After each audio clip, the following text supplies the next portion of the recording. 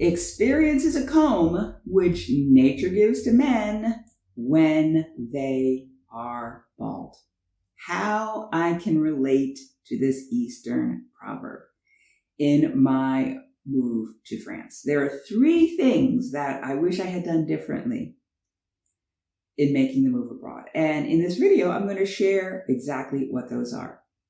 If you haven't already, subscribe to my channel and click the notification bell so that each time I upload a video about moving abroad, living in France, or finding the confidence and courage to live life on your terms, you will be notified. My name is Patricia Brooks, and 4 years ago, I left Richmond, Virginia, and I moved to France, where I have been ever since. And it has been an amazing, empowering experience, filled with ups and downs. And in this video, I'm going to share with you 3 of those downs. Now, if you're considering making a move abroad but are filled with uncertainty, I offer a complimentary discovery session so you can get some clarity around what is right for you.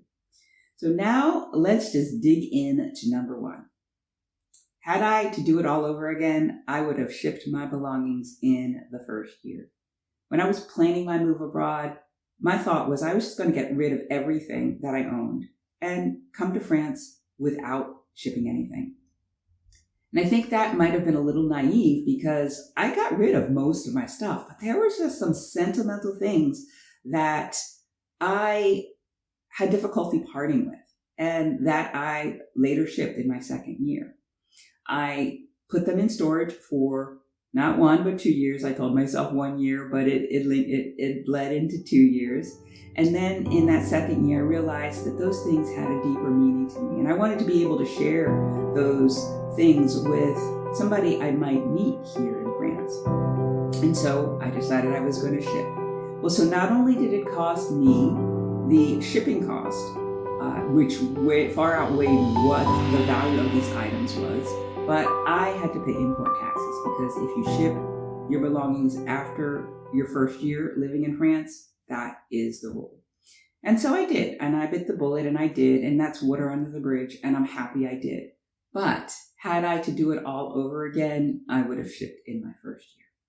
So that is number 1. Number 2 is I would have exchanged my driver's license in my first year here. There are 17 or 18 states in America where France has an agreement that you can just exchange your driver's license for a French one instead of paying the 1,800 or 2,000 euros to go to driving school and then sitting for the French driving test. And my first year here in France, I wasn't thinking about driving. I was living in a bigger city where the public transit was really good, and I wasn't even thinking about buying a car. But in my second year, I moved further out into a smaller village where there's bus system, but it's not as convenient. And so I decided I was going to buy a car. So in November of my second year, I bought a car and I needed to have a French driver's license. And so I recognized that I was beyond the 1 year mark, but I thought I would try to avoid having to go to driving school. And so I applied and I got an appointment at the prefecture. And that was for a couple months later in February. I went, I brought all of my documents. The woman put them into the computer. It seemed like it was going well. She didn't say, no, you can't do it because this is your second year here for whatever reason that was. And I was like, yes, this is going through.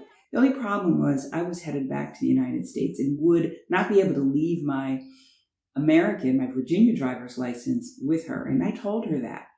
And she asked me how long I was going to stay. At that point, I thought it was going to be 3 months. I did not know that I was going to get caught up in a pandemic situation and that 3 weeks would turn into 3 months. She's like, well, when you get back here at the end of March, just come back here. You don't need an appointment. Come Tuesday afternoon or Thursday afternoon and we'll finish this up. And I'm like, yes, this is going well. And then I got stuck. So when I returned to France in May, at the end of May, beginning of June, I went into the prefecture to drop off my driver's license. And I was turned away because, well, the COVID situation made them require everybody to have an appointment. So then I scheduled an appointment. And I'm not really sure when that appointment would have been, but a week later it was canceled because they were changing how they were processing the driver's license exchanges. And it was all going to be online. And so I'm like, no.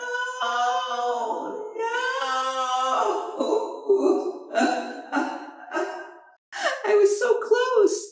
So I did what I could. I sent in my documents by mail to say, hey, you already got this in the system. Just push this one through, ahead of the changes that you're making.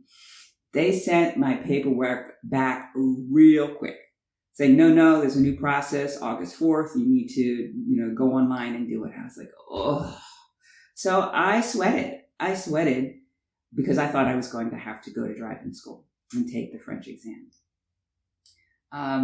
Fortunately, for whatever reason, I submitted online, and 4 months later, they came back saying, yes, we've approved this. Just send in your Virginia driver's license, and we will send you your French one. So I dodged a bullet, but I sweated. So that is the second thing I would have done differently. I would have exchanged my driver's license in my first year here, whether or not I was going to use it or not, because I would have avoided that headache.